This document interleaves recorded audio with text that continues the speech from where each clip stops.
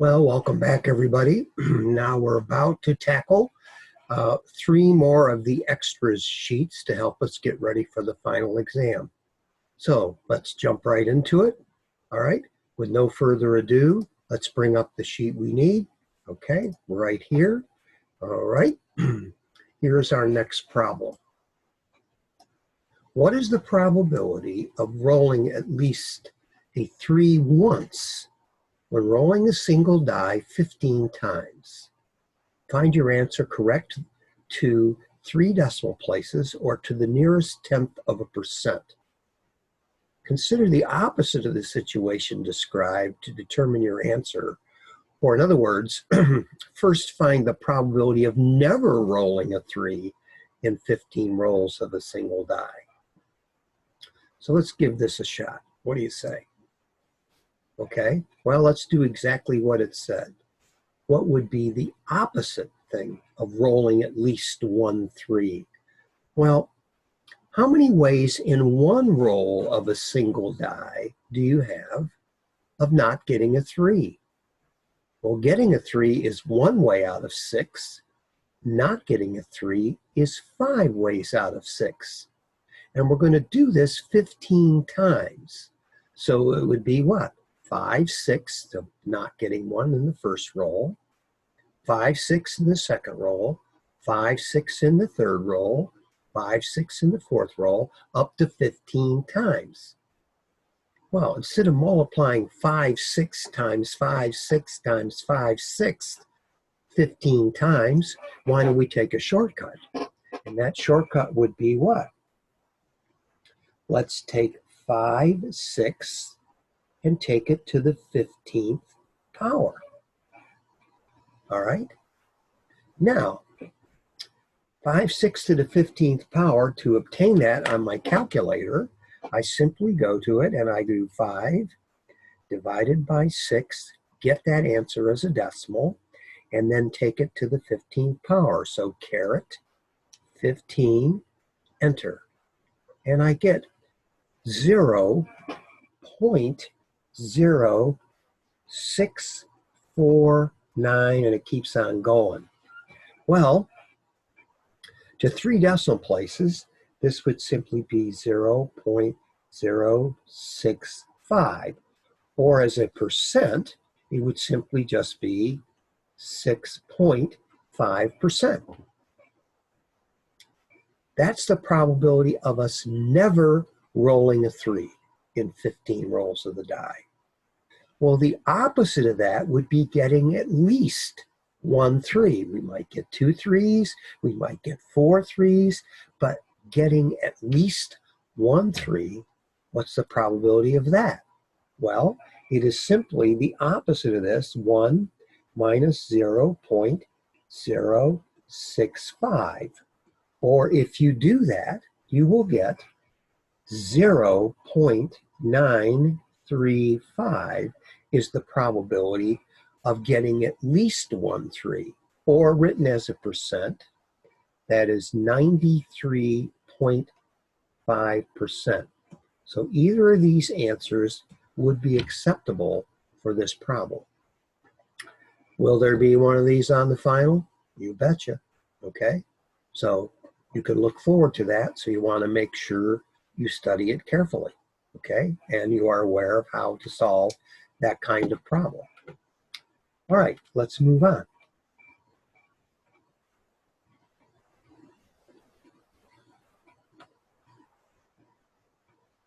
Question F. The rectangle ABCD shown is a golden rectangle. The segments AB, EF, and DE have been removed from the rectangle and redrawn below it exactly congruent to their original lengths in the figure. Those lengths or measurements of the segments can be found on the golden rectangle itself.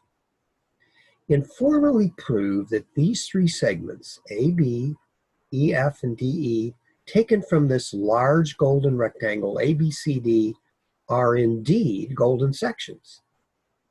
All right, well, let's take a look at the figure. All right. Notice they've been redrawn down below. so I can get the dimensions I need off the top figure that is shown there, the golden rectangle. Should it be a surprise that these would be golden sections? Particularly when you realize the length divided by the width of a golden rectangle is always phi. Notice the length of the large golden rectangle, AB, is 286.57. Its width is 177.11, right? If I divide those two, I should get phi. And if I take the smaller golden rectangle, 177.11, its length divided by its width, 109.46, it should also give me the golden ratio because that's a small golden rectangle, right? Well, so remember, to solve this problem, as we said about maybe 15 minutes ago, you have three things that have to be satisfied. First of all, the shorter segment, 109.46, which is what? DE. It added to the next longer segment, which is EF, 177.11,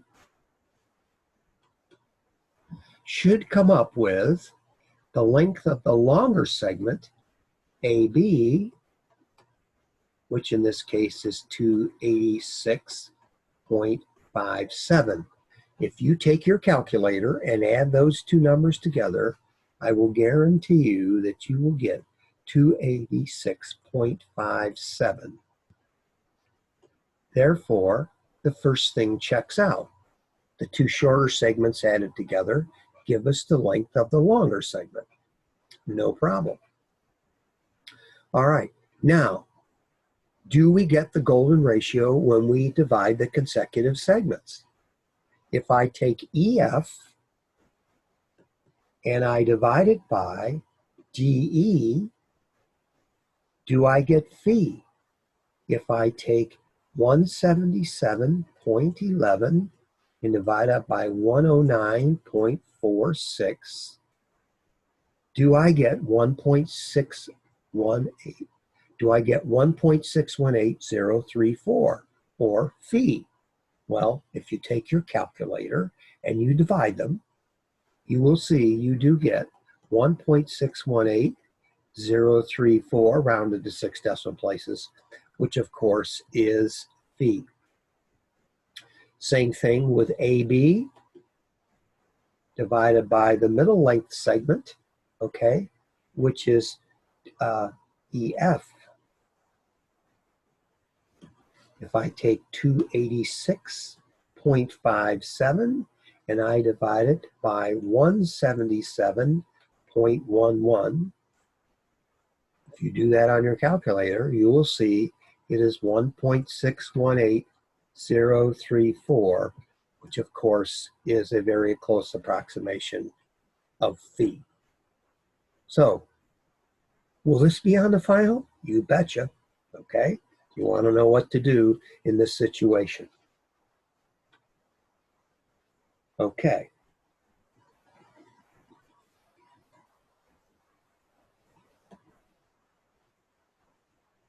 Question G.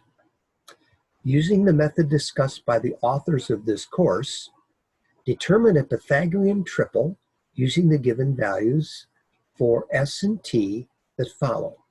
Remember, evaluating 2ST will give you the length A. Evaluating S squared minus T squared will give you the length of segment B in the triangle. And evaluating S squared plus T squared will give you the length of C, which of course is the hypotenuse. Finally, show that the values obtained by this method fit or satisfy the rule of Pythagoras. All right? Very simple thing to do, right? Just get these answers and we'll be all set. I'm going to do it for S is 15 and T is 11. Okay? So I'm going to evaluate three formulas. 2ST, S squared minus T squared, and s squared plus t squared. All right. For 2st, it'll be 2 times 15 times 11. For s squared minus t squared, it will be what? 15 squared minus 11 squared. And for s squared plus t squared, it'll be 15 squared plus 11 squared. Well, 2 times 15 is 30, and 30 times 11, I believe, is 330. All right, 15 squared is, I believe, 225. 11 squared is 121. So that I don't mess this up, I'm going to take 225 minus 121, and I obtain 104. And the 15 squared and 11 squared should be the same figures. So I will add the two together, and I believe I get 346. Okay? Now, the Pythagorean triple is what? It is 104, 346, and 330. Now, usually I write the hypotenuse in there last, but I messed up and I put it in the middle, but it doesn't make any difference. You know this is the hypotenuse because it is the longest piece. What do I have to do to show this fits the rule of Pythagoras? Stick those numbers in the rule of Pythagoras and show they give us what we expect. Okay? So I will simply say, does a squared plus b squared give me c squared when I have a is 104, which I will square, when I have b, which is 330, which I will square, does it give me 346's value squared? Okay, well, let's check it out and see if it happens. So I take 104 and I square that on my calculator. 10,816. I'm going to add to that 330 squared. 330 x squared is 108,900. Do those two numbers added together give me the square of 346? I'll take 346 and square that. 119,716. So 119,716. So if I take my calculator and I add together 10,816 and 108,900, and I add them together, I do get 119,716. So this checks out. QED. Quite enough done. Will there be one of these on the final? Absolutely. Do I want you to remember the S&T method? Yes, I do, because you can use it to produce, okay, a Pythagorean triple.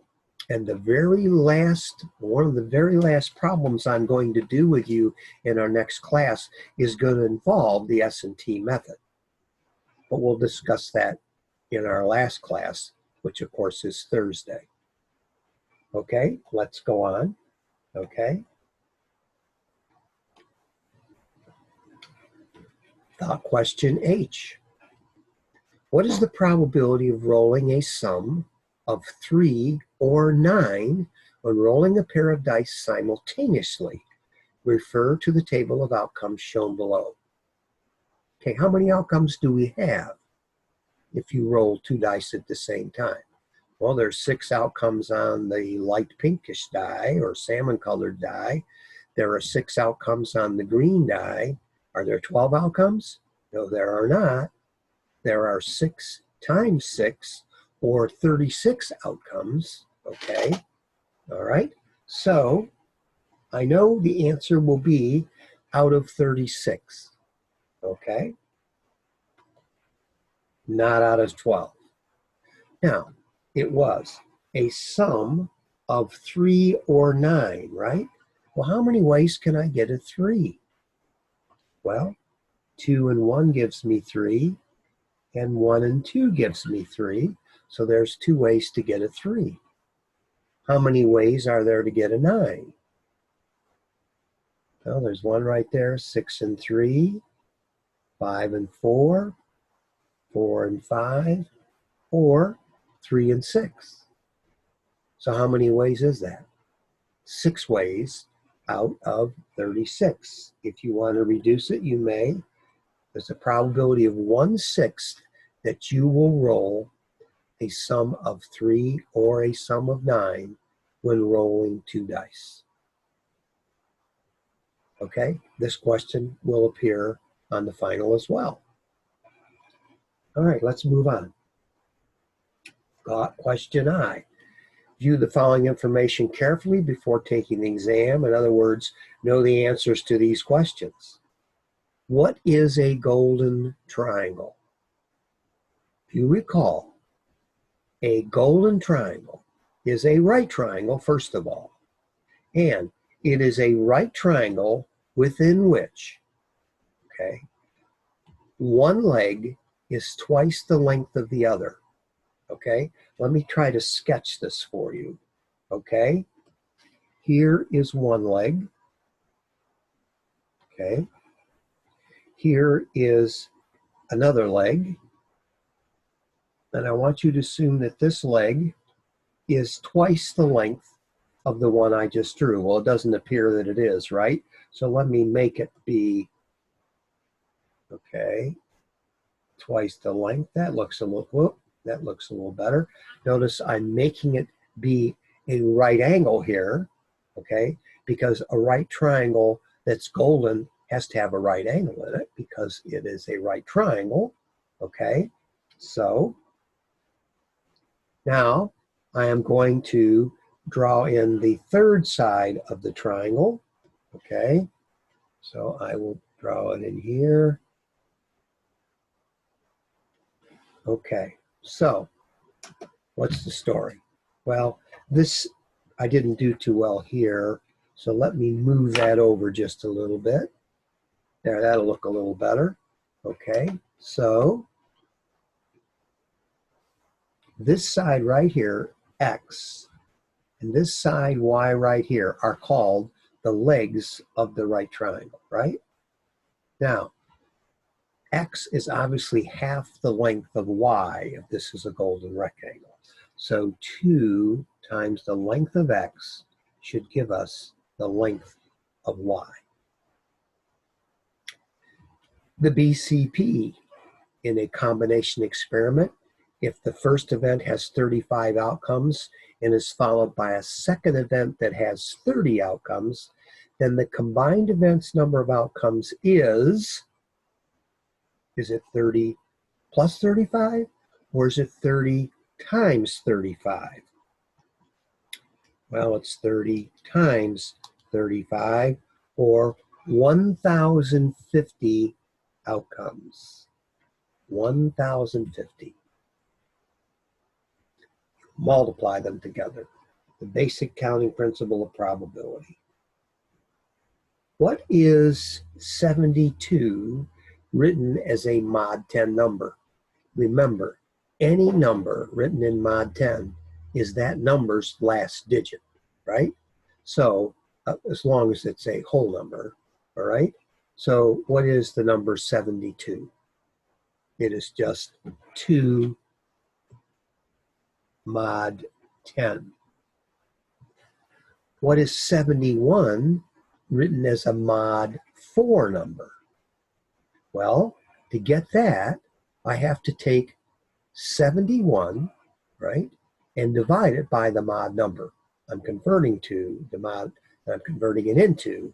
So if I take 4 into 71, it'll go once, if you did this on a calculator, right? Okay, what would you get? Well, if you did 71 divided by 4, you would get 17.75. I don't want the 7.5 part. Just take the 17 times 4, and you get what? 68. What is its remainder? Its remainder is 3. The answer is 3 mod 4. Suppose this question will pop up on the final? I think so. State the 3 pieces required to define a natural number. The natural numbers are also the counting numbers. So what's the first property? You learn to count with them, right? As a little kid, you learn to count with those numbers. Excuse me. Okay, what's the second property? They're infinite. You can count forever, and you'll never run out of numbers to count, right? They're infinite. And what's the third property? How do you generate them? You add 1 to the previous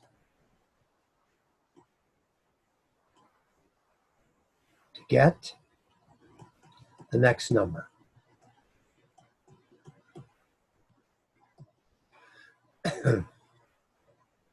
All right, so those are the 3 properties you want to remember, okay?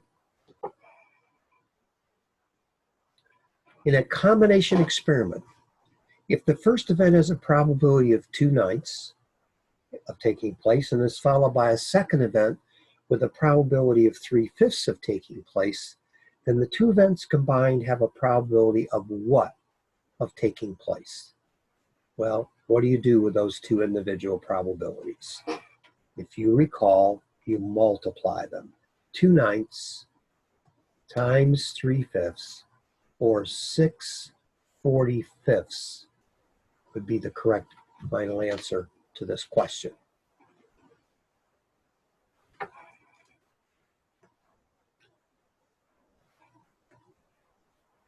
Now, we have completed the next 3 sheets, 4, 5, and 6 of what I've called the extras. In our next class, we're going to spend some time talking about the Platonic solids, okay? So as you can see on this particular sheet right here, the definition is there, some of the properties of the Platonic solids, and the duals of the Platonic solids are shown. I'm going to save that for our last class, okay? After we have finished talking about this material and a couple other weird questions, okay, I am then going to do with you a very long pretend video quiz.